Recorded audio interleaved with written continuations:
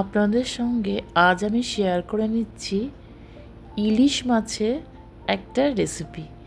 আমরা ইলিশ মাছ বাঙালিরা স্বভাবতই খুব ভালোবাসি, তা সেই ইলিশ মাছের রেসিপি আজকে শেয়ার করে নেব। তার জন্য আমি নিয়ে নিয়েছি একটা ইলিশ মাছ, যেটা কেটে টুকরো করে রাখা আছে। সেটা প্রথমে আমি ভালো করে ধুয়ে নিয়ে নুন হলুদ দিয়ে ম্যারিনেট করে নিয়েছি।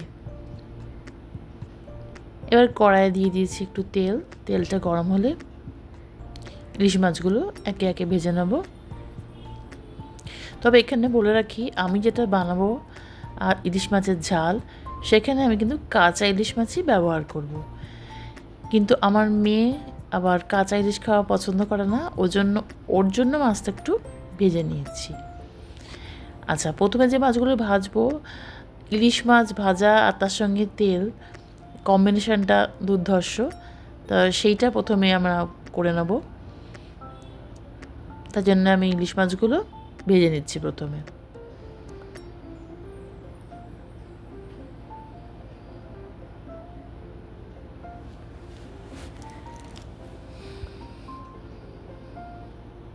প্রথমে উল্টে পাল্টে ভালো করে লাল লাল করে ভেজে নেব। আমার ওইগুলো ভাজা হয়ে গেছে, তাই তুলে রেখেছি। এবার ইলিশ মাছের মাথাটাও ভালো করে ভেজে নিচ্ছি।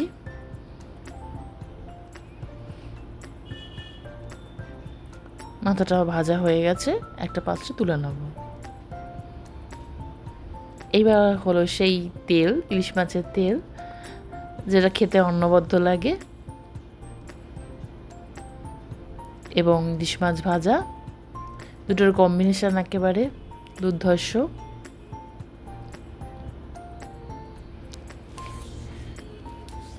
আমি সব কটা ইলিশ মাছই একটা প্লেটে তুলে নিয়েছি ভাজার পর। তবে যেগুলো ঝালে দেব তার কিছু মাছ আমি কাঁচা রেখেছি, কারণ কাঁচা মাছ দিয়েই আমি ঝালটা বানাবো। আর তার সঙ্গে কিছু ভাজা দেব। আচ্ছা, কড়াই নিয়ে নিয়েছি আবার তেল। তার মধ্যে দেখতেই পাচ্ছেন আমি কাঁচা মাছ, যেটা ম্যারিনেট করা ছিল, সে দুটো দিয়ে দিয়েছি, আর দুটো ভাজা মাছ দিয়েছি। এবার ওপর থেকে দিয়ে দিয়েছি একটু হলুদ, লঙ্কার গুঁড়ো আর স্বাদ মতো নুন।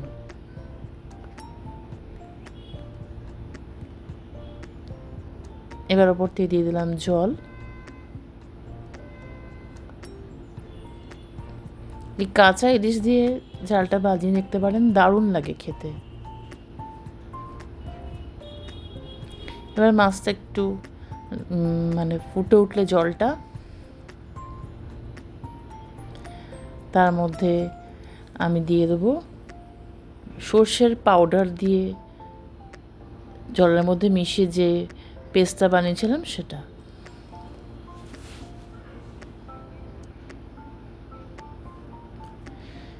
এই পর্যায়ে মাছগুলো খুব হালকাভাবে নাড়াচাড়া করবো। ইলিশ মাছ খুব নরম মাছ, ভেঙে যেতে পারে, তাই হালকাভাবে একটু মিশিয়ে দিলাম। এবার বেশ খানিকক্ষণ ফুটতে দেবো।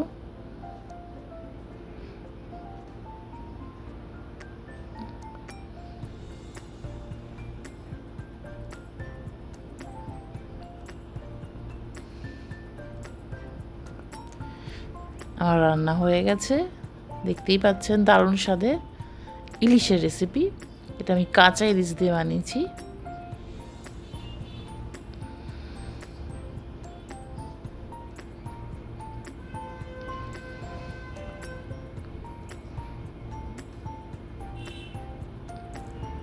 একটা পাত্রে সার্ভ করে নিয়েছি। আমার রান্নাটা পুরোটা দেখার জন্য অসংখ্য ধন্যবাদ। ভালো লাগলে অবশ্যই লাইক, শেয়ার ও কমেন্ট করবেন।